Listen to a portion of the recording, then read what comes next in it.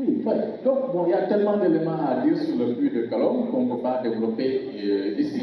Bon, je pense que c'est intéressant de faire la comparaison avec ce que vous avez en Guinée. Hein.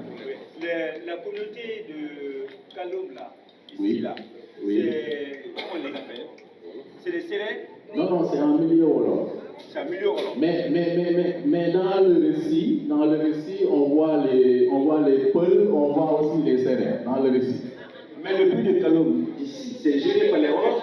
Oui. Très bien. Oui. Ok.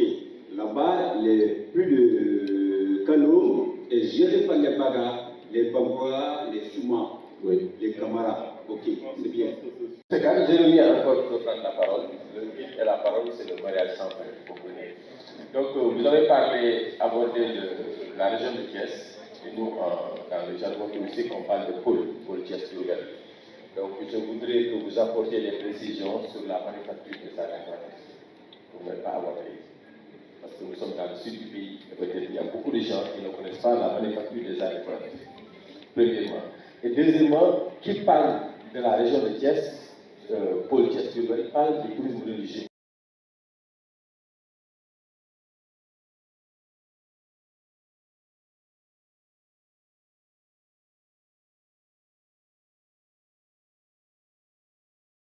C'est quand Jérémy, nous avons Tivaouane, nous avons Touba et nous avons Popongué.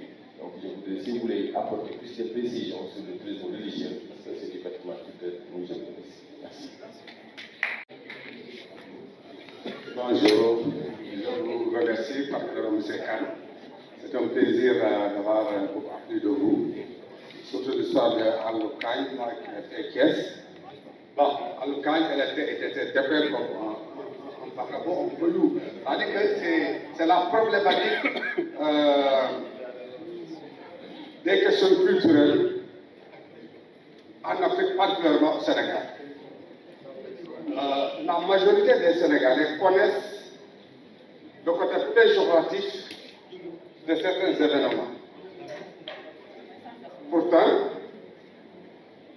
depuis très longtemps, le Sénégal a toujours essayé de développer la culture lors des rencontres, même à partir du bas échelle, c'est-à-dire les Nabétanes, etc., on parle d'ASC.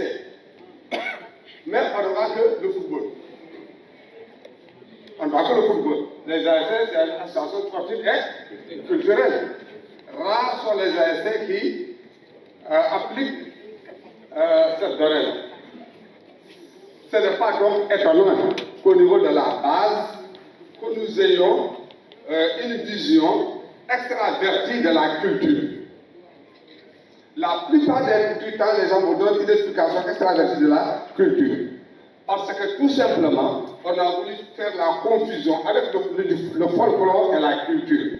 Si aujourd'hui, on disait qu'il y a la danse du gouvernement ici, mais la salle là, elle ne peut pas contenir le public.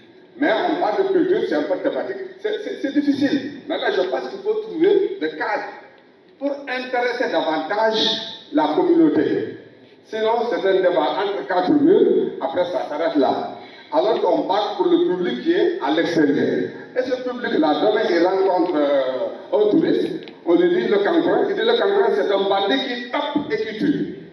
Parce que l'histoire actuellement récente de Mbour, de Bignona et d'ailleurs, le cancre est considéré comme un criminel. Et l'Européen, il vient avec l'intention que le cancre est un criminel. Alors que c'est un régulateur social.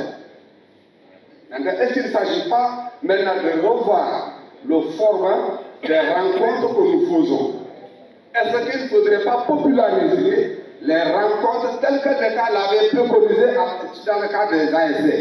Que l'on travaille davantage à intéresser les ASC. Et c'est là où je rejoins, parce que c'est ce que je voulais aussi dire, la dame qui était là tout à l'heure, qui disait que, parce qu'on a des cinéastes maintenant sénégalais qui s'intéressent à la culture sénégalaise. Parce qu'il ne faut pas qu'on se trompe. La culture, ce n'est pas seulement le folklore. Le folklore accompagne la culture. Merci, monsieur Khan. Merci beaucoup. Merci beaucoup.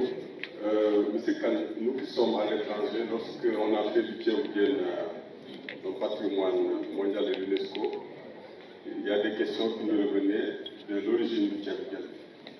Le Tchèque est originaire du Sénégal, qui a créé la première fois le Tchèque.